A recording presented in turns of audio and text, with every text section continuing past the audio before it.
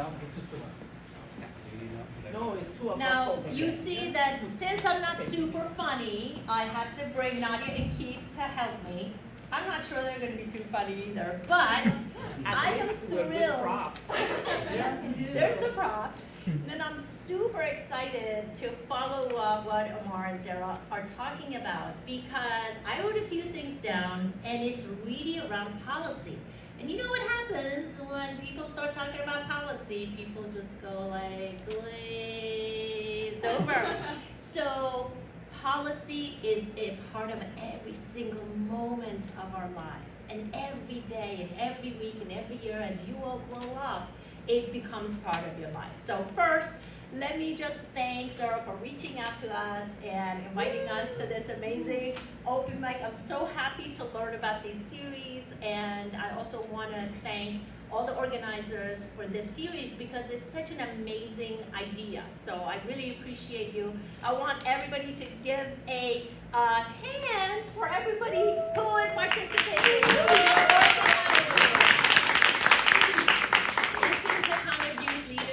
That really can make a difference, and that is the generation who's inheriting a lot of what we've done in the past. So I also just want to make a quick acknowledgement that here in San Jose we walk on the ancestral lands of the Muwekma Ohlone people. They are here, they're among us, they continue to be stewards of this land, and I express my own appreciation to them. So thank you. So starting with me, my name is Nasim. I am an elected county council member with the Green Party of Santa Clara County. I also serve on the coordinating committee of the state Green Party, the California Green Party, and the Green Party. A real quick intro is I was just saying, a grassroots, bottom-up organization. We are a political party, the fourth largest in the country, and a national party, which means that we have ballot access across most of our states. So that's where we begin. Obviously, we're anti-war, we are pro-peace, and I'll tell you a little bit more about us, but I just wanted to kind of start by saying that this series really focuses on intersections. And I'm really excited about that because we Greens are really into intersections. We love them.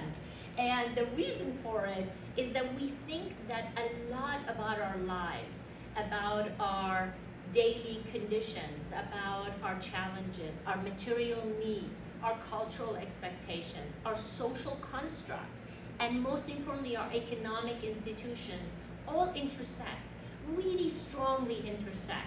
What Omar is talking about ocean acidification, and why is it that we have offshore drilling that contributes to that, right? Why don't we have more strict regulation? What Sarah's talking about the fashion industry, and why don't we have better regulation on how we process materials? Why don't we have true cost pricing, which is what a lot of European countries are implementing? That means you pay for what the product is going to take to remove from our environment, all the poison, all the microplastics. So that true cost pricing, and what they call circular economy, meaning nothing should go to waste, everything should have a destination in terms of recycling, reusing, repurposing, is already implemented in other countries. And it's not necessarily because we people individually decided to do better and be greener and reduce our footprint. It's because their governments were compelled to make those regulations, to make demands of the billionaires who are creating those terrible conditions around our planet, right? So I want to talk a little bit more about that, but one thing that's really funny is how simple it is, how so very, very simple it is for us to go back, to change the trajectory that you all are pointing out, to change the future of our world. It is not hard to do it. We saw it when COVID happened. You saw the air in New Delhi clean. You saw our air quality improve. You saw animals, coyotes coming back to downtown San Jose. So that's just a very small example. But what I really wanted to also let you know is that this intersection that we talk about all of these situations coming together, unfortunately happens on the basis of class and money, i.e. capitalism. It's capitalism that keeps us from implementing those policies. It's capitalism that pushes fast fashion. It's capitalism that does not allow us to go to renewables when we should have, which is 60 years ago when Chevron itself discovered that they were poisoning the planet and it was an irreversible process. So how do we change that? That's sad, right? That's bad. That's not the funny part. But wait. The amazing part is that we can change it. That examples of it have happened. Other countries have figured it out, right? And how do we change it, guys? It's not that hard to figure out. We put people, planet, and peace over profit. In other words, our job is done. And how do we do that, right? The fact that we have the power to do that really is not clear to a lot of us. A lot of people believe it's out of our hand. Ocean acidification is out of our hand. You know, the climate crisis is out of our hand. What can we do? I just take the bus, I just drive less. No matter what we collectively do, 1 year, 1 month of Chevron, BP, oil lobby shutting down will completely change the trajectory of our planet. So think about who it benefits to shift the responsibility, shift the burden to the consumer, to you guys. Don't buy fashion, don't eat seafood, don't eat meat. All of those things are not bad ideas, folks, right? They're good ideas, right? You know, let's take the bus. Can you find a bus that takes you to where you want to be in 20 minutes, like people in Denmark can? I can't. How do we get that? Policy, public transportation, right? So that's the alternative we're given. Those corporations are selling the idea that it's all in your hands. All you have to do is fix your habits and you will save the planet. That is the propaganda and that is the narrative that gets them their billions, right? And gets us buying more of those sustainably made clothes, right? Sustainably harvested fish, sustainably, built anything.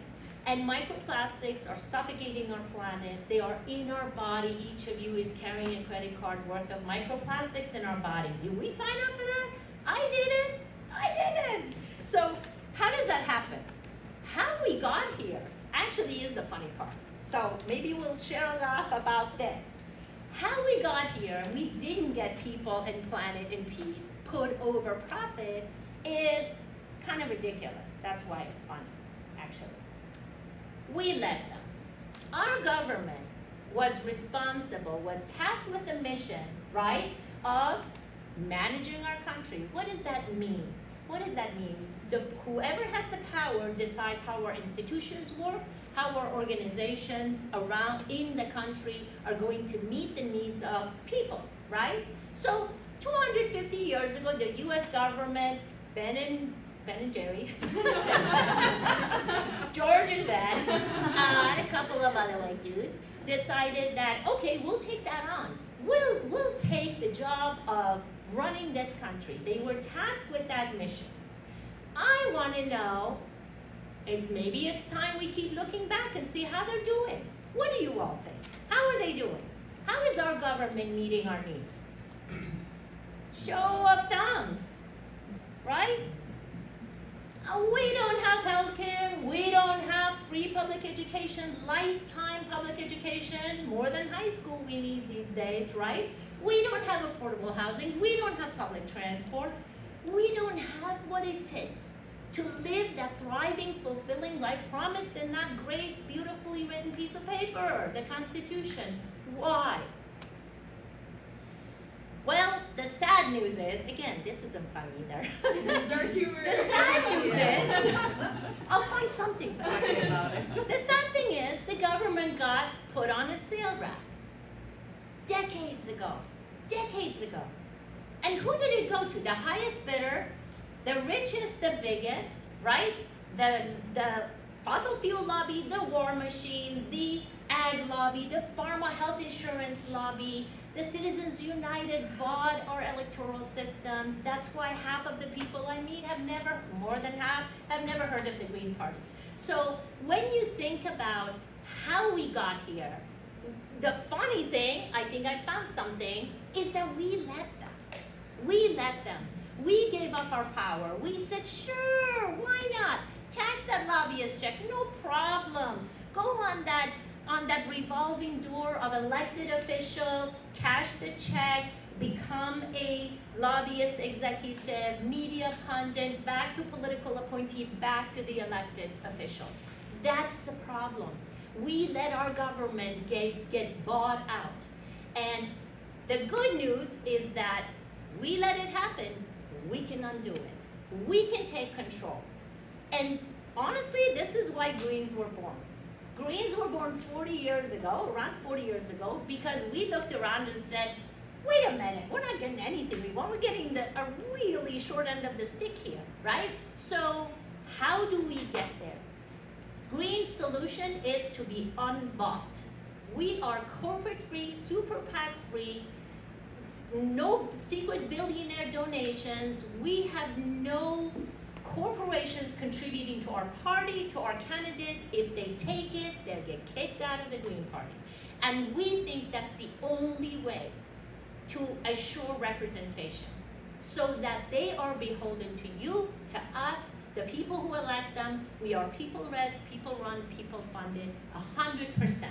So my job here is to let you know that, many people don't, and ask you to join us. The very definition of democracy is to vote your values.